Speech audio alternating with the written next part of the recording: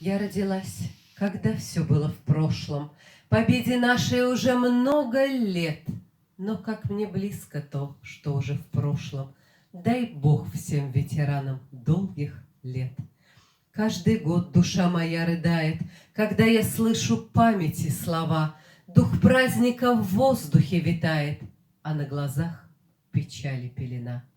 Спасибо вам, что мы войны не знали, что мы не слышим шум тех страшных лет, что вы нам жизнь своею жизнью дали. Дай Бог всем ветеранам долгих лет.